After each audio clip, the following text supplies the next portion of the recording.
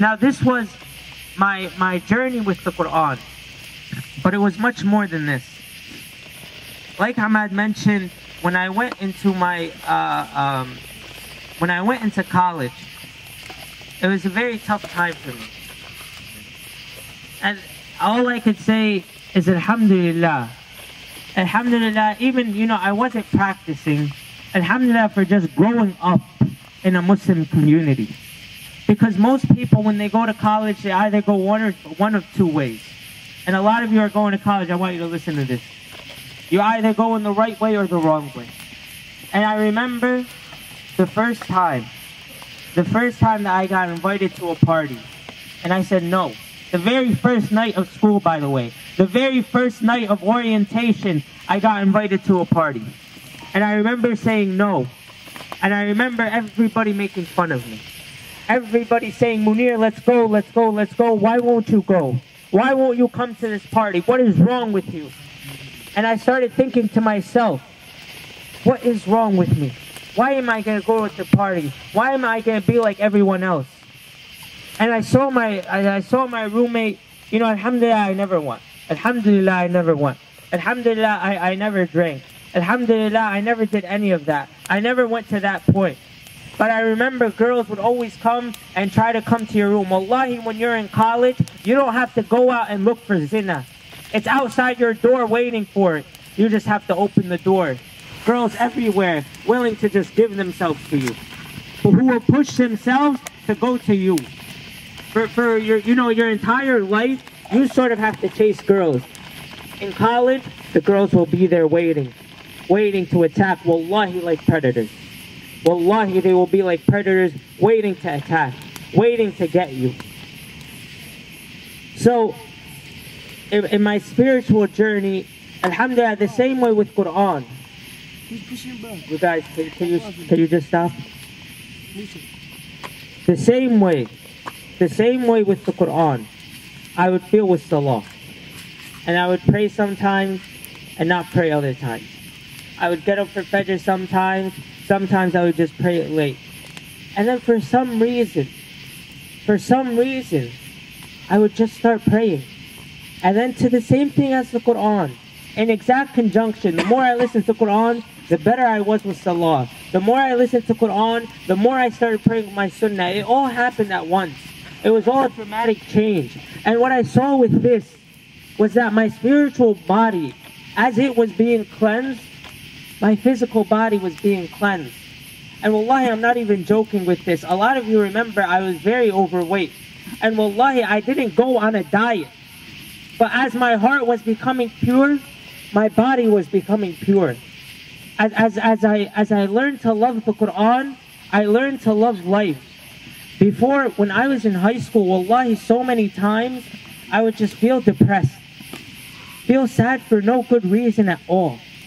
Not a good reason at all. In Islam, depression exists. You're supposed to get sad when somebody dies or this or this or this, but only for a short period of time. But what I saw was that I would just get sad for no reason, for no good reason.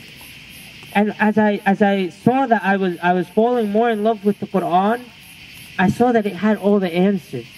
And it was there the whole time. And all I had to do was look. And then alhamdulillah, just so rapidly, Islam took over my life. I started learning so much. I would just listen to lectures all day, listen to Quran all day, learn Islam. And as I was doing better with my Islam, I was doing better in school, I was making more friends. People started liking me for no reason. People would come up to me and just say, Assalamu alaikum. For no good reason. For no good reason. Just because I was falling in love with the Quran. I was falling in love with Islam. And wallahi, I went to the point where I was somebody who was honestly a nobody. Who was a piece of garbage, who was a piece of filth. Somebody who would have died and just been nothing. Been another gravestone for people to pass by. To the person I am today. And I'm not going to say that I'm there yet. I'm not going to say that I'm perfect. But wallahi, wallahi, the difference of Islam is the difference of night and day. And this is why me or Ahmad or Ammu Fikri, we always push you for that salah.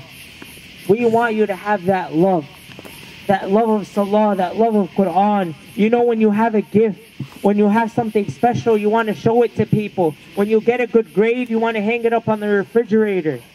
When we love salah, we want you to love salah, because we know what it does for you. We know what it brings to you.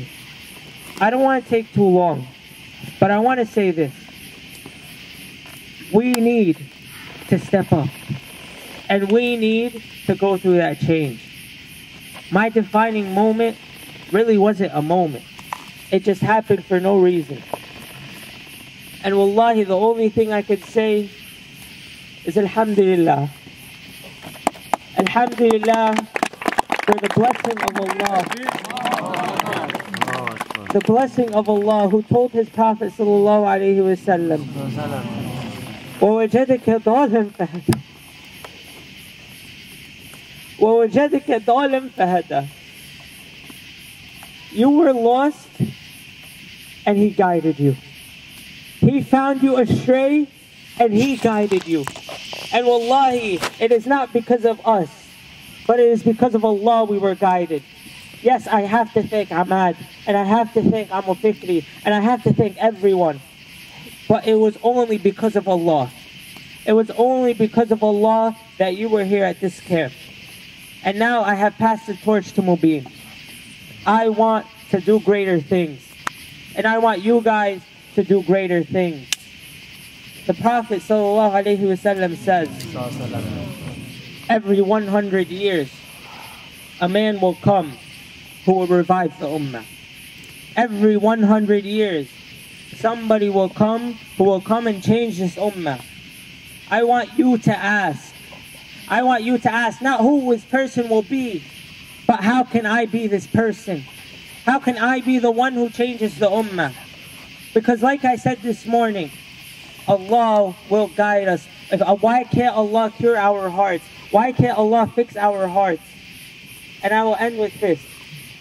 In my term as youth committee president, my 3 or 4 years, I've made a lot of mistakes. And I've wronged a lot of people. And at times, I was not the best role model. At times, I became very weak. At times, I became very angry. At times, I yelled. And I know some of you might have some animosity towards me. I want to let you know that wallahi, wallahi, wallahi, I love each and every single one of you. And there's nothing that I can ask more of you than your forgiveness and your dua. Jazakumullahu khair. Wassalamu alaikum wa rahmatullahi